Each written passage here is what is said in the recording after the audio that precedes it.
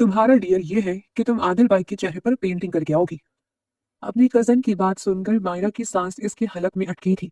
वो सब cousins truth और डेयर खेल रहे थे जब मायरा की बारी आई थी। सब जानते थे वो आदिल अफंदी से कितना डरती थी, जो बचपन से इस पर सख्ती करता आया था। बकवास ना करो, कोई और डियर दो। वो फौरन बोली, लेकिन सबके मजाक उड़ाने पर अपनी इज्जत नफ्स बचाने को डरते डरते आदिल के कमरे में गई थी। आदिल बेड पर औंधे मुंह सो रहा था। वो आदिल के सराहने बैठी और कांपते हाथों से इसके चेहरे पर नक्शा निगार बनाने लगी। या अल्लाह मुझे बचा लेना, ये किंग कॉन्ग जाकिया तो जालिम मुझे जालिम निकल जाएगा। मेकअप मुकम्मल करते जैसे ही वो भागने लगी, अपने हाथ पर किसी की पकड़ महसूस कर कर वो जोर से आंखें बंद कर गई थी, जो झटके से इसे खींच चुका था। आखिरकार मेरा यूनिवर्सिटी में एडमिशन हो ही गया। कहा था ना अपनी बात मनवा कर ही दम लूंगी। माहिरा यूनिवर्सिटी में दाखिल होते अपनी कजन्स मरहा और रिदा से बोली, जो उसके ताया की बेटियां थी। माहिरा इस शहर के मशहूर बिजनेसमैन शहजाद आफंदी की बेटी थी, जिसकी माँ बचपन से वफात पा गई थी। तब से अपनी बेटी के लिए उन्होंने दोबारा शादी ना की थी, क्योंकि जान बसती थी इस नन्ही चिड़िया में इनकी। वो निहायत मकबूल थे, तभी इनकी दुश्मनियां भी बहुत थी। तभी अपने सबसे बड़े भाई नासिर साहब के बड़े बेटे आदिल से इसका बचपन में निकाह कर दिया था। अपनी बीवी की वफात के बाद वो डर गए थे, जो लोग इनकी बीवी पर हमला कर सकते थे वो इनकी बेटी को भी नुकसान पहुंचा सकते थे। इसीलिए उन्होंने फैसला किया था कि वो इसे अपने बड़े भाई की बेटे के साथ बचपन से ही बांध देंगे, ताकि वो किसी की महफूज आगोश में तो रहे। अगर वो ना भी रहे तो कम अज कम इनकी ये सुकून तो होगा कि वो इसको किसी के सुपुर्द करके आए थे। नासिर साहब का एक बड़ा बेटा आदिल, इससे छोटा बेटा हमजा और इससे छोटी बेटी मरहा थी। जबकि नासिर साहब से छोटे भाई खलील साहब की दो बेटियां रिदा, समरीन और एक बेटा इब्राहिम था। और सबसे छोटे शहजाद साहब थे, जिनकी सिर्फ एक औलाद मायरा थी, जो सबकी हर दिल अजीज थी। आदिल जो कि सब कजन से बड़ा था, इसीलिए इसमें डिसिप्लिन काफी ज्यादा था। दूसरा, वो यूनिवर्सिटी में एज अ डिपार्टमेंट हेड पढ़ता था, तभी इसका अंदाज जरा रूखा सा था, जो इसके यंग कजन्स को कोफ्त में मुब्तला किए रखता था। हाल ही में हमजा और रिदा की शादी हुई थी। इस खानदान में जल्द ही शादी का रिवाज था, मगर मायरा अभी यूनिवर्सिटी जाना चाहती थी। तभी इसकी ख्वाहिश को पूरा करते शहजाद साहब ने इसे यूनिवर्सिटी में एडमिशन ले दिया था, और आज वो अपनी कजन्स के साथ खुशी खुशी वहां दाखिल हुई थी। आदिल इस सब के हक में ना था, क्योंकि वो जानता था यूनिवर्सिटी का माहौल कैसा होता है। मगर इसकी अपनी बहन मरहा भी वहां थी, इसलिए इसने भी कोई एतराज ना उठाया था और इसे जाने दिया था। ये बात तो वो अच्छी तरह जानता था कि इससे वो बहुत चिढ़ खाती है, इसलिए वो इसके मामलात में कम ही बोला करता था। मगर जहां बोलना जरूरी होता वो जरूर बोलता था, और इस बात पर वो अच्छी खासी तब जाती थी। रिदा इन दोनों से 2 साल बड़ी थी, तभी वो इनसे 2 क्लासेस आगे थी। जबकि मरहा और मायरा ने एक ही क्लास में एडमिशन लिया था। वो दोनों इसको बाय करते हुए अपनी क्लास में दाखिल हो चुकी थी और एक्साइटेड थी कि आज इन्हें क्या कुछ सीखने को मिलेगा। जाते ही इनकी एक दो लड़कियों से दोस्ती हो चुकी थी, जबकि मायरा की खूबसूरती देखकर लड़के इससे बात करने में पहल कर रहे थे। मगर इसने किसी को भी सीधे मुंह जवाब नहीं दिया था। वो अच्छी तरह जानती थी कि वो किन मुश्किलों के बाद यहाँ एडमिशन ले पाई है। अगर इसे किसी लड़के से बात करते देख लिया जाता तो यकीनन इसकी खैर नहीं होती। इसने महरा के कान में घुसते हुए कहा, अगर तुम्हारे भाई ने मुझे किसी लड़की के साथ देख लिया तो यकीनन मुझे कच्चा खा जाएगा। इसके बाद पर मरहा ने अपनी हंसी दबाई और नफी में सर हिलाकर रह गई थी। अब इतना भी हलाकून खान नहीं है मेरा भाई, वो इसे छेड़ते बोली, जिस पर वो नाक फुलाकर रह गई थी। एक लेक्चर तो इनका अल्लाह अल्लाह करके गुजर गया था, जबकि दूसरे लेक्चर में जैसे ही इनके सर दाखिल हुए थे तो इन दोनों का ही मुंह खुला रह गया था। जी हाँ, तो वो शख्सियत कोई और नहीं, आदिल आफंदी था, मायरा का मलको। माया ने सख्ती से आंखें मीची, तो क्या अब वो अपने इस जल्लाद कजन से पढ़ा करेगी? मरहा, कह दो कि ये झूठ है, जो मुझे मेरे सामने नजर आ रहा है वो तुम्हारा भाई नहीं है। इसने आंखें मीचते हुए जब्त से कहा था, जिस पर मरहा ने उसके कंधे पर थपकी देते इसे तसल्ली दी थी। तुम्हें भी ठीक वही नजर आ रहे जो मुझे नजर आ रहे, ये मेरे भाई साहब ही है। इसने इसके दुख को कम करने की कोशिश की थी, जिस पर वो अपनी मुठ्ठियां भींचकर रह गई थी। ये सोच ही जानलेवा था कि अब वो इस पर और ज्यादा नजर रख सकेगा। Hello everyone, I am your new English incharge Adil Afridi. इसने शाइस्ता लहजे में अपना तारुफ करवाया। आज तो इसकी छप ही निराली थी। French bread, stylish haircut, three piece suit और ऊपर से सितम ढाता डिम्पल, वो किसी का भी दिल बेईमान कर सकता था। जहां लड़कियां इसको देख देख के आही भर रही थी, वहीं लड़के भी इससे मरूब नजर आ रहे थे। माहिरा लड़कियों का ये अंदाज देखकर जल भुन गई, जो इसके जल्लाद सिफत नेचर जाने बगैर हर सदक़े वाली जा रही थी।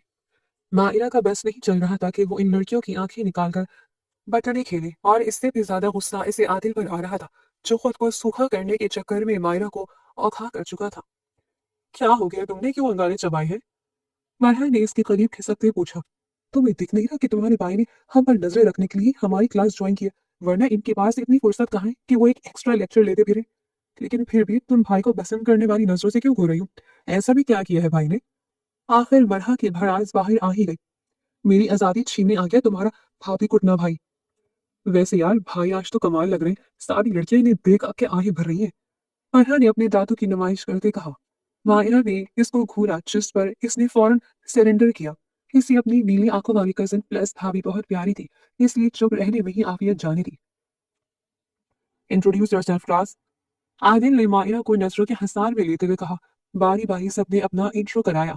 मायरा ने भी जलते भुनते अपना नाम बताया और बैठ गई, लेकिन अपने नाम के साथ वो शहजाद लगाना नहीं भूली थी, जिसे सुनकर थोड़ी देर के लिए ही सही आदिल के चेहरे पर गुस्से वाले तासुरात उभरे थे, लेकिन वो अपने आप को कंट्रोल कर गया। थोड़ी देर के लिए ही सही, मगर आदिल को जलाकर मायरा के दिल को ठंडक पड़ गई थी। इसने भी सोच लिया था आदिल की नाक में ऐसा दम करेगी कि वो खुद ये जॉब छोड़ देगा। मायरा की आंखें अब चमक उठी थी। तुम क्या करने का इरादा रखती हो मायरा? मरआ ने इसकी आंखों को शैतानियत से चमकते देखकर पूछा था, जिस पर वो कंधे उचका गई थी। तुम्हारे भाई की नाक में दम। आखिरी बार वो बत्तीसी की नुमाइश करते हुए बोली थी, तो आदिल को अपने गिर्द खतरे की घंटियां बजती हुई महसूस हुई थी। इस छोटी सी पटाखा लड़की से इसे बचकर रहना चाहिए था। ये इससे 2 दिन बाद की बात है, जब इनकी ही यूनिवर्सिटी और इसके क्लास का एक लड़का शेरदिल इसके ज्यादा ही इर्द गिर्द मंडलाने लगा था। इसे मायरा दिलो जान से भाग गई थी, इसलिए वो इसकी गुड लुक्स में आने की कोशिश कर रहा था। इसके काम करने के लिए वो बेताब रहता था। कभी इसके लिए नोट्स कॉपी करवा लाता, तो कभी इसे कैफे से लंच ला दिया करता।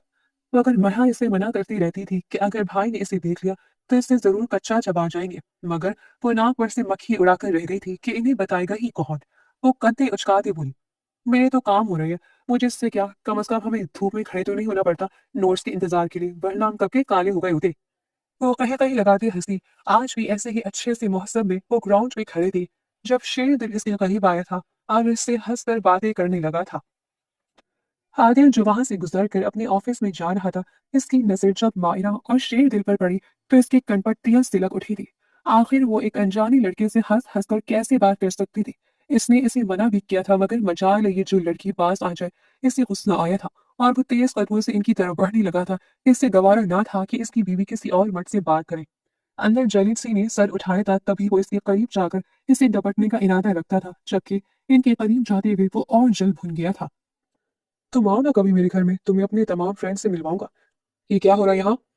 वो इन लोगों को देखते घर हफ्ते हुए लहजे में बोला था, जबकि इसको यहाँ मौजूद देखकर मरहा और मायरा का साथ सूख चुका था। इन दोनों को ही इसके यहाँ आने की उम्मीद ना थी। मरहा ने इसे ऐसी नजरों से देखा जैसे कह रही हूँ, कहा भी था कि शेर की कछार में हाथ मत डालो, मगर तुम्हारी अकल में ये बात हंसती कहाँ है? जिस पर वो थूक निकलकर इसे देखने लगी। वो सर, हमने शेर को नोट्स कॉपी करवाने के लिए भेजा था, वो वही देने आया था। वो जबरदस्ती की मुस्कुराहट चेहरे पर लाती हुई बोली थी, जबकि वो शेर को घूर के रह गया। इससे पहले कि शेर इसको कोई वजाहत देता, वो डपटते लहजे में बोला था, तुम यहाँ से जा सकते हो। अपनी जान बचाकर वो वहां से भागा था, जबकि वो अब सिलकती निगाहों से माहिरा को देख रहा था। तुम मुझे आकर ऑफिस में मिलो, वो करख्त लहजे में कहते हुए वहां से पलटा था, जब वो पीछे से बोली, मगर मैं क्यों आऊं? वो दांत पीसते बोली, जब अगले के पल वो छटके से पलटा था। अगर तुम चाहती हो कि मैं तुम्हें यहाँ से घसीट कर नहीं ले जाऊं, तो शराफत से खुद ही आ जाना, वरना मुझे दोबारा किसी के हाथ बुलावा भेजना पड़ेगा, जो तुम्हें बिल्कुल पसंद नहीं आएगा। ये कहते वो जा चुका था, जबकि वो पैर पटक कर रह थी। तुम्हारा भाई है क्या हलाकून कान कहेगा? मेरी जान वक्त से पहले लेना चाहता है। वो रो देने को थी जब मरहा ने इसे जाने का इशारा किया था। अगर अपनी खैर चाहती हो तो जल्दी से जाओ, यही ना हो कि घर जाने तक भाई को और गुस्सा आ जाए और तुम्हारी घर जाकर खैर ना रहे।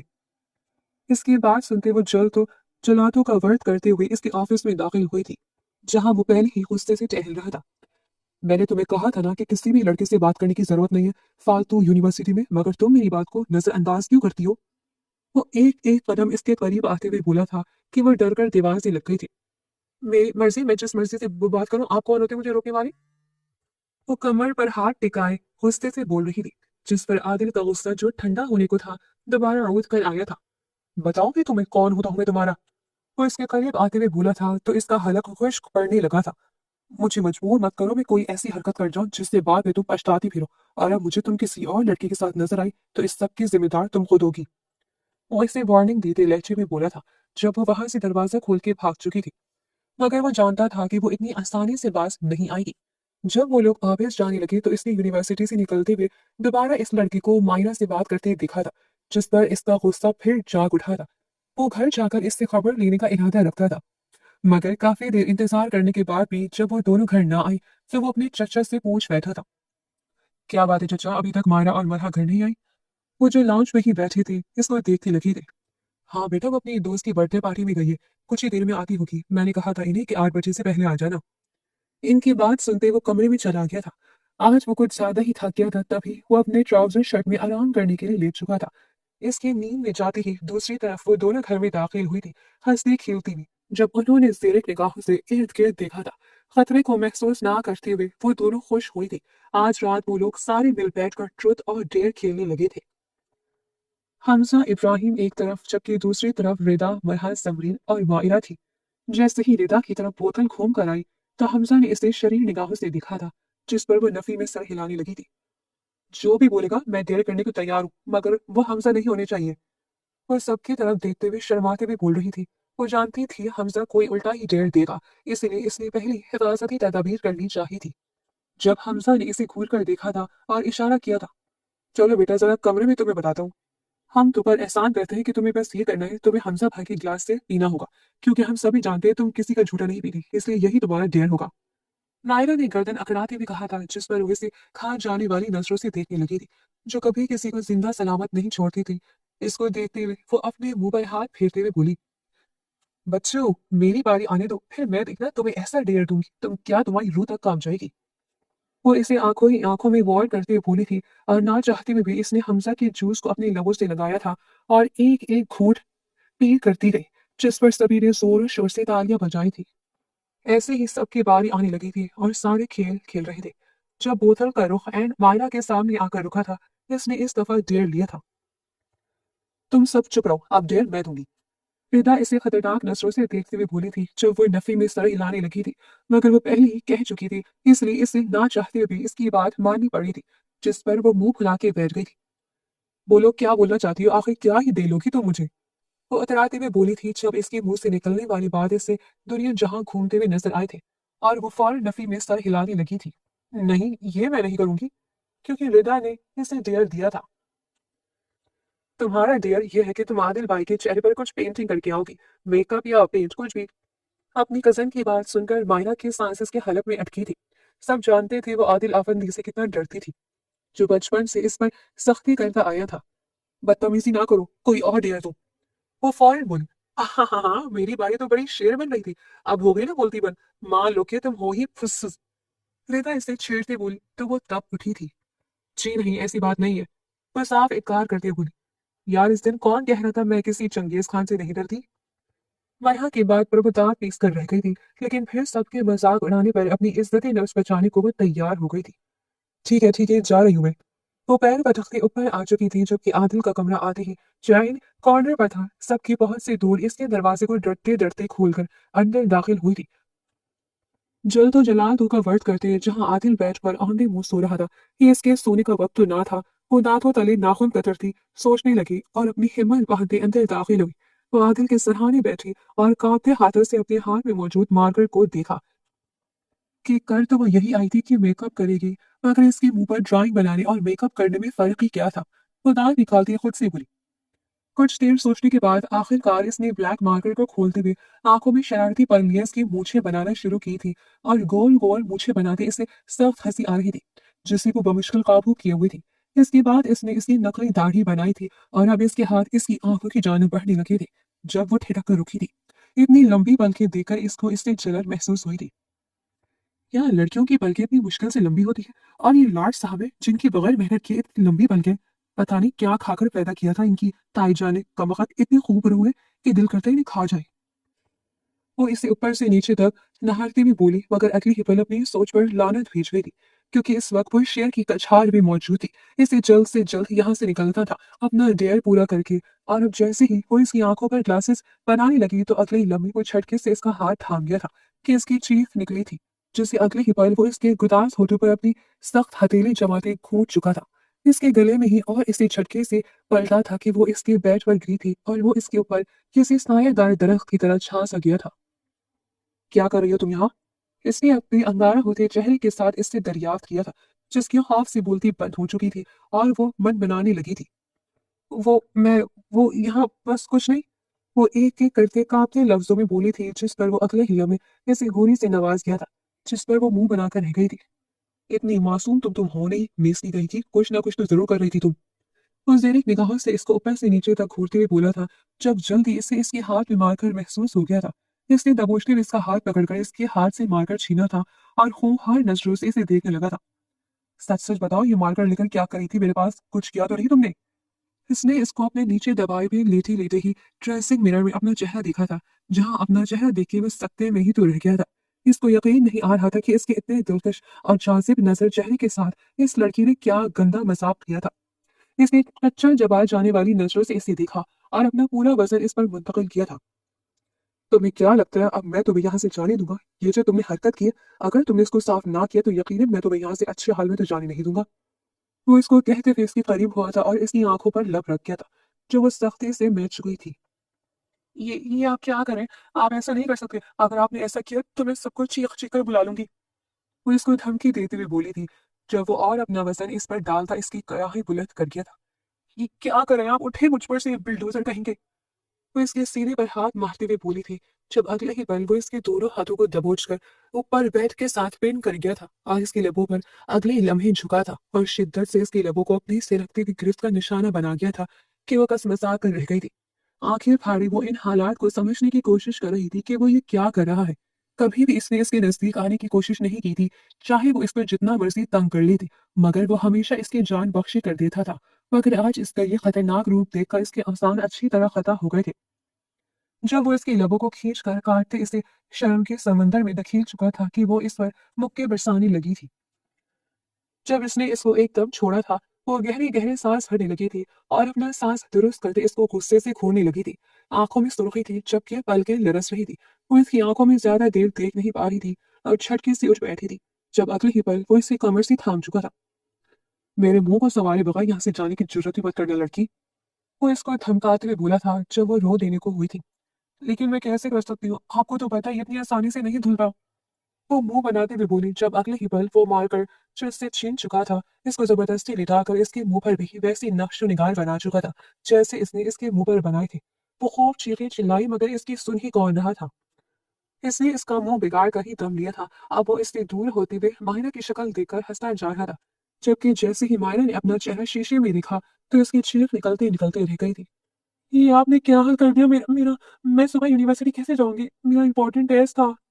वो चीखी तो पड़ी थी, मगर आदिल को इससे क्या? इसने भी तो इसके साथ यही गंदा मजाक किया था ना, तो इसने भी इसके साथ वही किया था।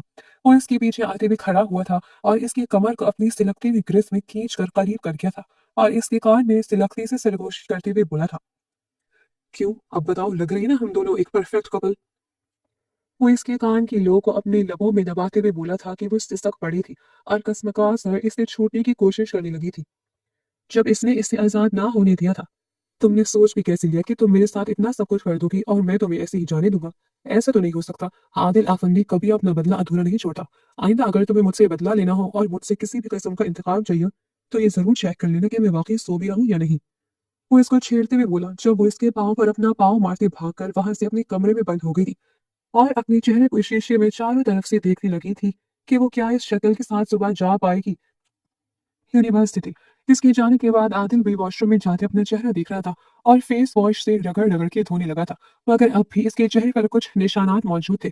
वो तो शुक्र था कि इसकी दाढ़ी और मूछें थी, जिससे मारकर इतना वाजे ना हो रहा था, लेकिन अपनी बीवी का हाल सोचते हुए जरूर हंस रहा था। यकीनन मुझे कोस रही होगी और सोच रही होगी कि मैंने इसके कमरे में जाने की गलती ही क्यों की। वो हंसते हुए खुद से खुद कलामी करते हुए बोला था। यकीनन सुबह बहुत मजा आने वाला था। जहीं से ही सुबह को नीचे गया तो सब नाश्ते की टेबल पर मौजूद थे, सिवाय मायरा के। इसने बैठे हुए अचानक नासमझी से दरियाफ्त किया था, अरे मायरा नजर नहीं आ रही क्या? इसे यूनिवर्सिटी नहीं जाना? इसकी बात पर सभी बरहा को देखने लगे थे, जो इनकी तरफ देखकर बोली थी, मैं क्या कह सकती हूँ, रात को हम ट्रूथ और डेयर खेल रहे थे। इसको एक डेयर पूरा करने भेजा था, मगर इसके बाद वो आ ही नहीं, पता नहीं कहाँ रह गई। मरहा ने हल्की सी आवाज में कहा था, क्योंकि डेरे के बाद से तो उन्होंने देखा ही नहीं था मायरा को। जाओ मरा, तुम जरा देख कर आओ। इसने मरहा को भेजा था इसके कमरे में। जब वो दरवाजे पर दस्तक दे गई इसके कमरे पर, मगर दरवाजा अभी तक ना खुला था। क्या है, मुझे नहीं जाना आज यूनिवर्सिटी, तुम अकेली चली जाओ। अंदर से इसकी जली कटी आवाज आई थी जब वो कान लगाकर सुनने लगी थी। आखिर हुआ क्या है तुम्हें? रात को एक डेढ़ पूरा करने के लिए भेजा था, वो तो तुमसे पूरा ना हो सका, और अब तुम दरवाजा भी नहीं खोल रही। आखिर बात क्या है? तबीयत तो ठीक है तुम्हारी?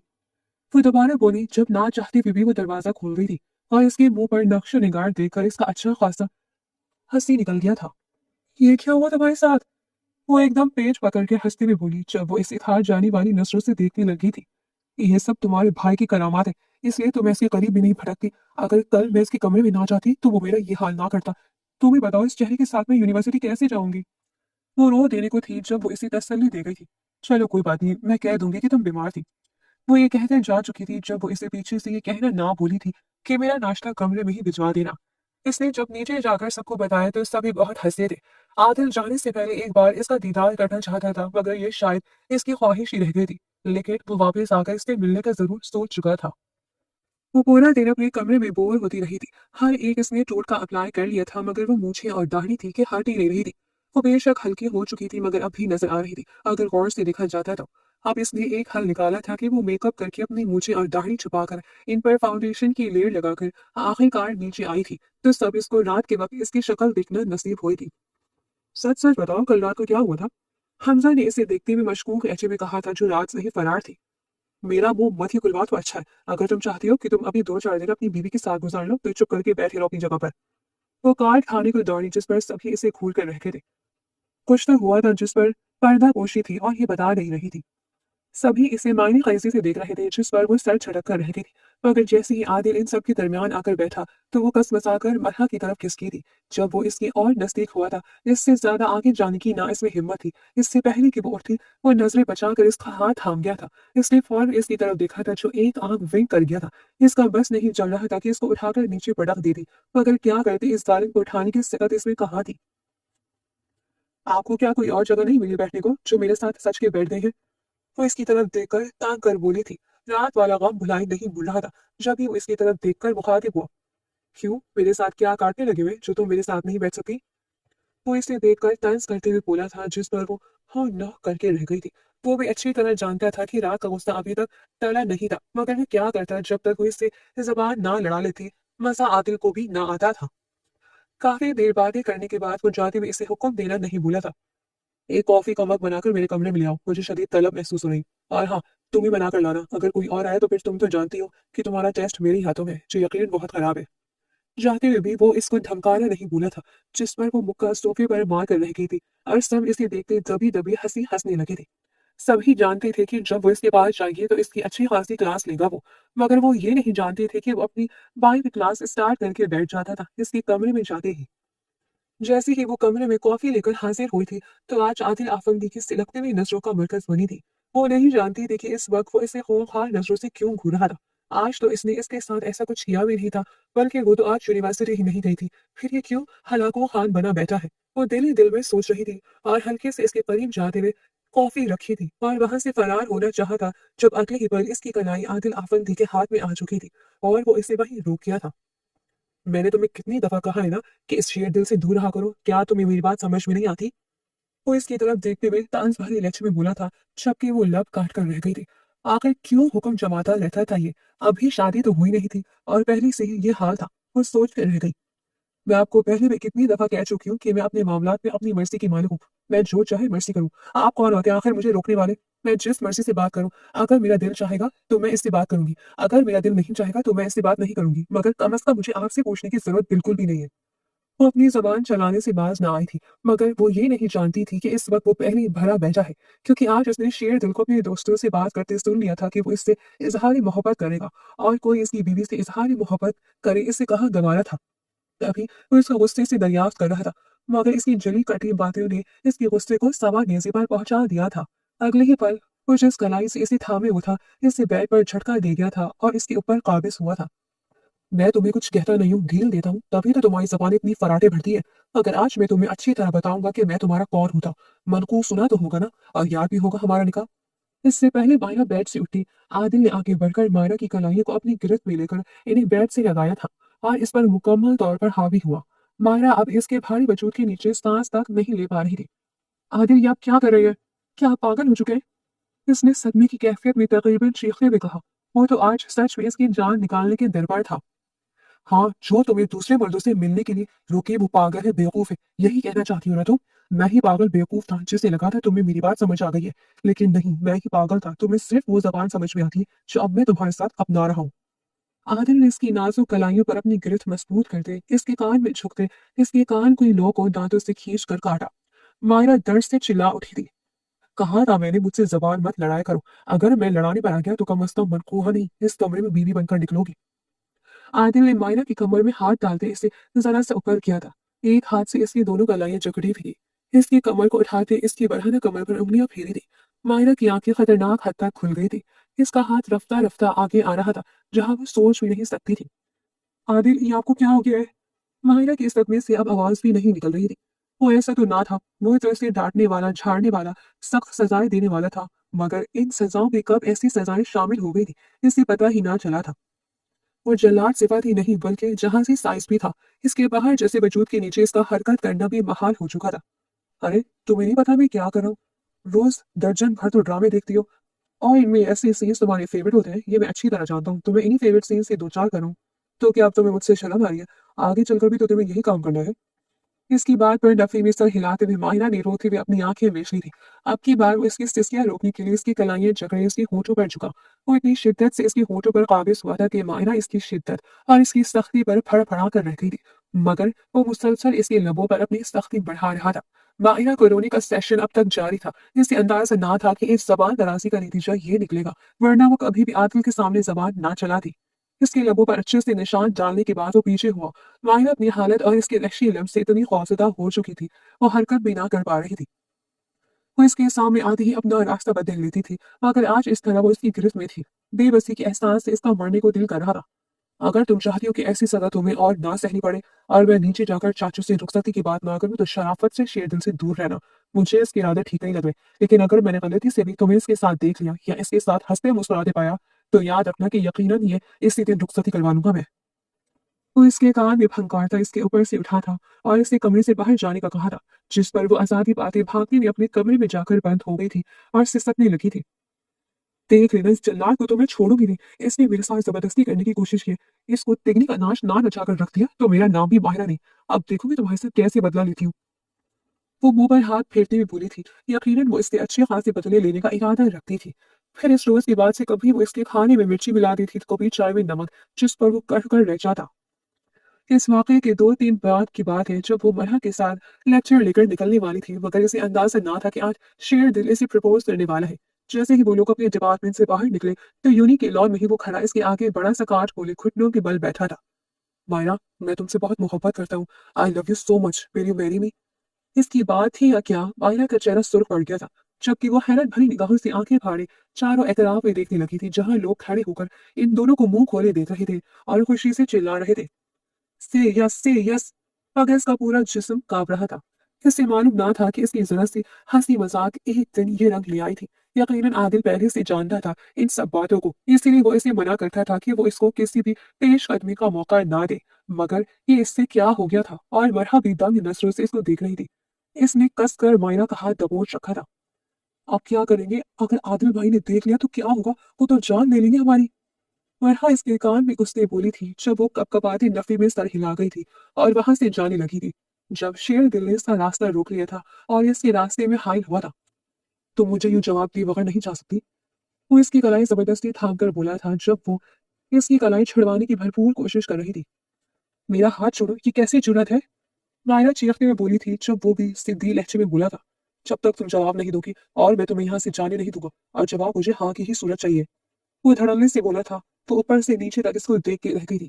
कहाँ वो इतना खुश मिजाज बना फिरता था, और आज इसमें किस ठर की इंसान की रूह आ गई थी, जो वो इससे इस कदर बदतमीजी से बात कर रहा था कि अपनी बात मनवा कर ही दम रहेगा।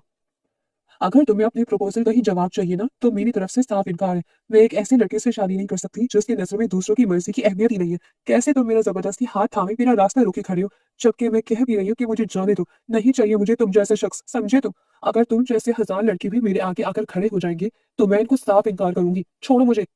वो इसे धक्का देते हुए वहां से भागने में चली गई थी।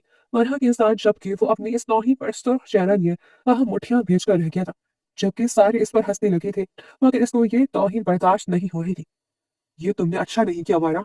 मैं तुम्हें ऐसे नहीं जाने दूंगा। अब तुमने मुझे सबके सामने बेइज्जत किया है, तो फिर इज्जत से मैं भी तुम्हें नहीं रहने दूंगा। वो अपने मुंह पर हाथ फेरते हुए कहर भरी लहजे में बोला था और वहां से तन फन करते हुए निकला था।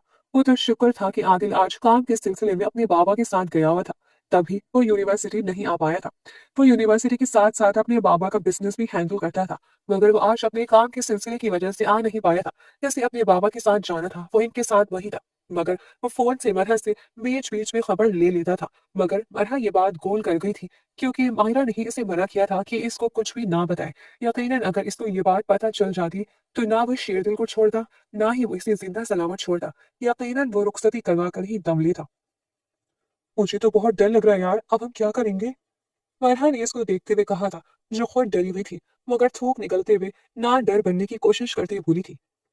कुछ नहीं होगा, सब ठीक है। हम घर जाकर ये बात किसी को नहीं बताएंगे। जितनी बेइज्जती आज मैंने इसकी की है, मुझे उम्मीद है कि अब वो हमारे सामने नहीं आएगा। वो अटकती सांसों समेत भूली थी, माथे से बाल उठाते हुए, जबकि मरहा इसे देखकर रह गई थी। क्या तुम पागल हो युमायरा? क्या तुम्हें ये एहसास नहीं कि तुमने जिस कदर इसकी बेइज्जती की है, वो तुमसे बदला भी ले सकता है?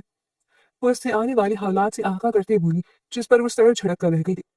नहीं, इतना भी कोई वो वाकई शेरदिल नहीं है। बुज़दिल सा तो है, ऐसी जुर्रत नहीं करेगा।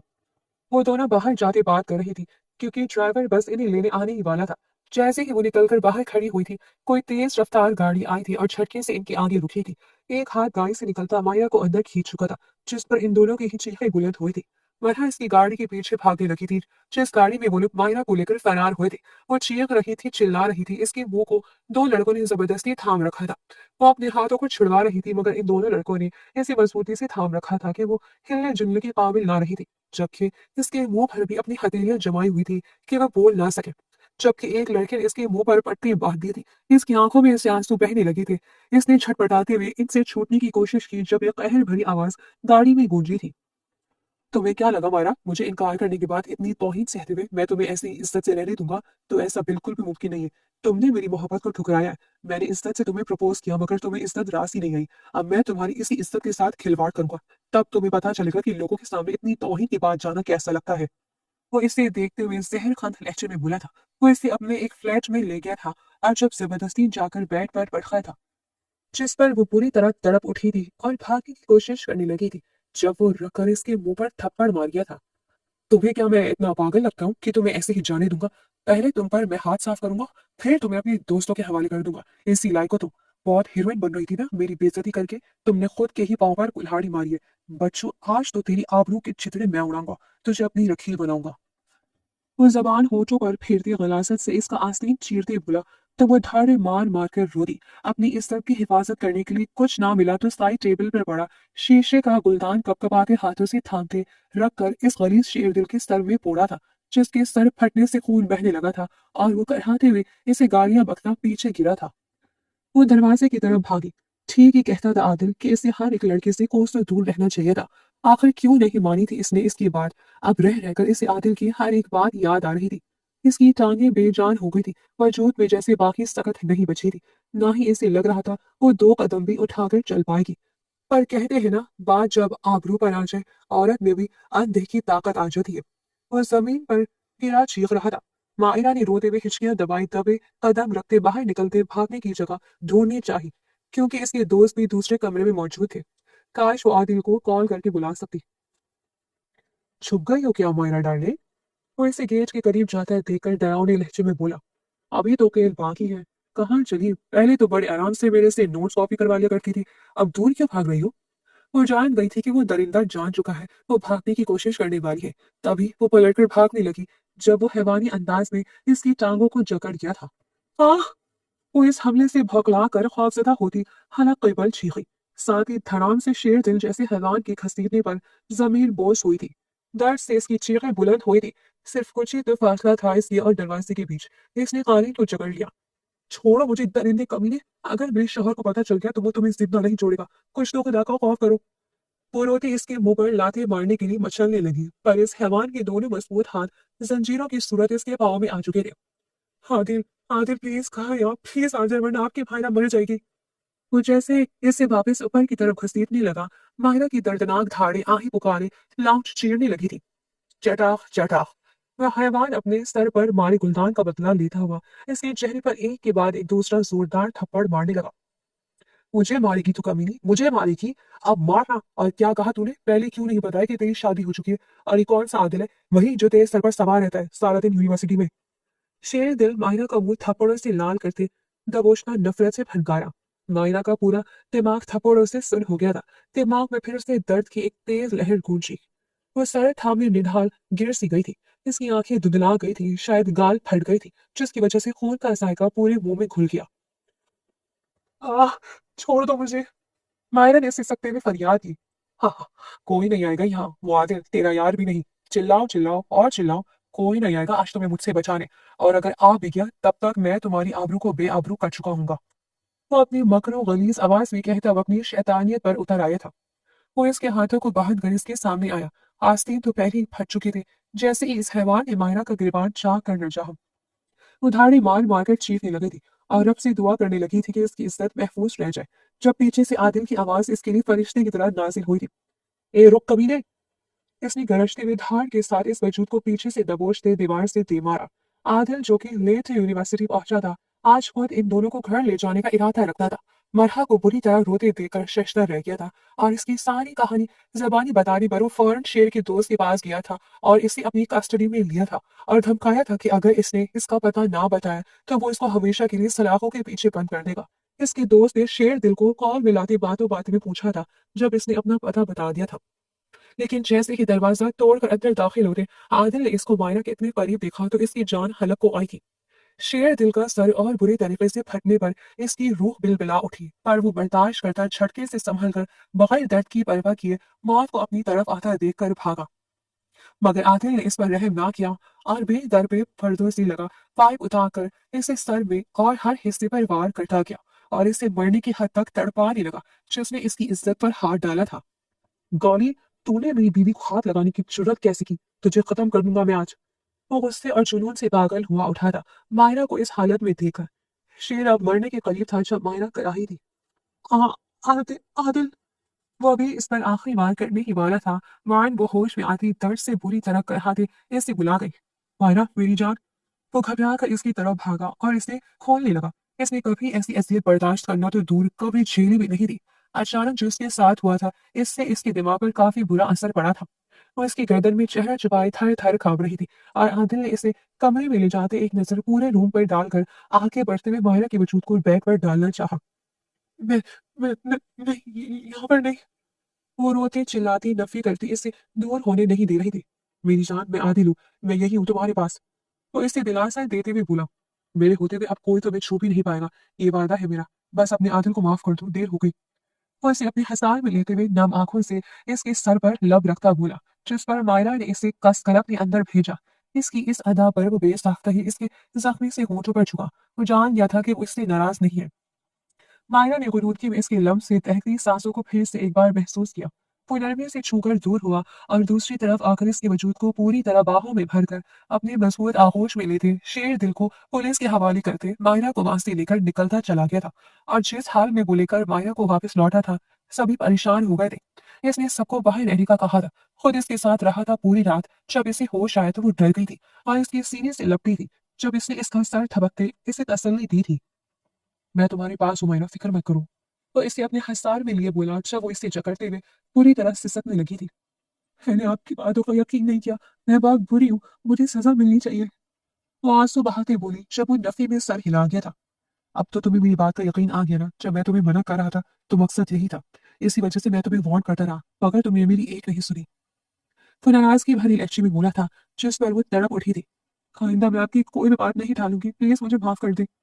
वो रोती बिलखती इसे झिंझोड़ गई थी जब वो इसे अपनी बाहों में समेट चुका था। 2-3 दिन बाद जब वो कुछ बेहतर हुई तो इसने अपने चाचू से दरख्वास्त की थी। चाचू, मैं चाहता हूँ कि कल ही आप मेरी रुखसती कर दें। इसकी बात पर वो हैरान हुए थे, मगर जो मामला पहले हो चुका था, इसलिए वो भी देर नहीं करना चाहते थे। उन्होंने इसकी बात पर सर खम किया था। अगले दिन इसे दुल्हनों की तरह सजाया गया था। शायद अगर ये सब पहले ना होता तो वो इनकार करती, सिसकती।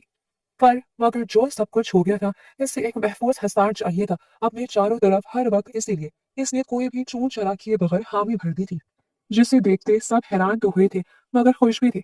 आज वो इसकी दुल्हन बने इसके कमरे में इसकी सेज सजाए बैठी थी। जब वो शेरवानी के बटन खोलता इसके करीब आया था। आज सो मुझसे डर नहीं लग रहा ना? इसने शरीर लहजे में पूछा था, तो वो फौरन नफी में सर हिला दी थी। नहीं, आपसे डर कैसा? आप तो मेरा सेफ पॉइंट है। भला आपसे डर क्यों लगेगा? आप नहीं जानती कि मैंने इस दिन आपको कितना पुकारा था, और मैं जितना भी शुक्र करूं खुदा का, इतना कम है, जिसने आपको वक्त पर भेज दिया था। मायरा इसके सीने से लगते हुए बोली, जब वो इसके आंसू साफ कर गया था। आज रोने रुलाने का वक्त नहीं है, बल्कि हंसने हंसाने का है। वो इसे जताते लहजे में बोला था, जिस पर वो नाक सुकेड़ गई थी। आप भी कभी हंसते और हंसाने वाली बातें कर सकते हैं? वो इसे ऊपर से नीचे तक देखकर अपने असली अंदाज में इस पर तंज करते बोली, जिस पर वो इसे देख कर रह गया था कि इसकी बीवी बाज आने वालों में से नहीं थी। मैंने हंसने हंसाने में बेशक पीएचडी ना की हो, मगर बेबाकियों में मेरे से ज्यादा पीएचडी किसी ने नहीं की। इस बात की तो तुम खुद गवाह हो। वो इसे पीछे से घेरते हुए बैठ के साथ लगाते हुए बोला, जिस पर वो शर्म से सुर्ख हो गई थी। देखिए, ऐसा वैसा कुछ मत करिएगा, मैं अभी छोटी सी नन्ही सी बच्ची हूँ।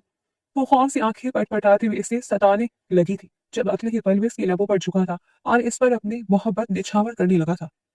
तो कोई बात नहीं माई बेबी, मैं तुम्हें सबसे कुछ सिखा दूंगा। वो इसके लबों पर अपनी शिद्दत निछावर करता, इसके अंक अंक को अपनी आगोश में लेता, अपना लम्स बिखेरता, इसे जताते लहजे में बोला, जिस पर वो खिलखिलाकर हंसती थी। आप बहुत ही ना वो है। अगर आपकी बहनें जान जाए ना कि इस खड़ूस शक्ल के पीछे कैसा इंसान छुपा है, तो तौबा तौबा करेंगी वो। फुकारों को हाथ लगाते बोली, जिस पर वो इसे खोल कर रह गया था। मैं ऐसा हूं लेकिन सिर्फ तुम्हारे लिए। वो इसकी गर्दन पर झुकते हुए अपनी लव वाइट बनाते हुए बोला, जिस पर वो इसकी कमर में कोहनी रसीद करके रह गई थी। जब अगले ही पल वो इसे अपनी पूरी हिरासत में ले चुका था, जिस पर वो फड़फड़ा कर रह गई थी। मगर आज वो कहाँ सुनने लगा था। आज तो वो बस बिन पहिए बहक रहा था और इसे अपना बना रहा था। एक एक करते हुए वो इसके तन से कपड़ों को जुदा कर रहा था, इसकी रहनाइयों को महसूस कर रहा था, और इस पर अपनी मोहर लगाता इसके सारे गमों को भुला गया था, और इसे एक ऐसी दुनिया में ले जा चुका था जहां सिर्फ वो दोनों थे और इनकी खुशियां थी। यकीनन अब इनकी आने वाली जिंदगी खुशहाल होने वाली थी, और वो हर गम को भुलाए अपने खुश मिजाज हमसफर आदिल का हाथ थामे नए सफर पर गामजिन हो चुकी थी।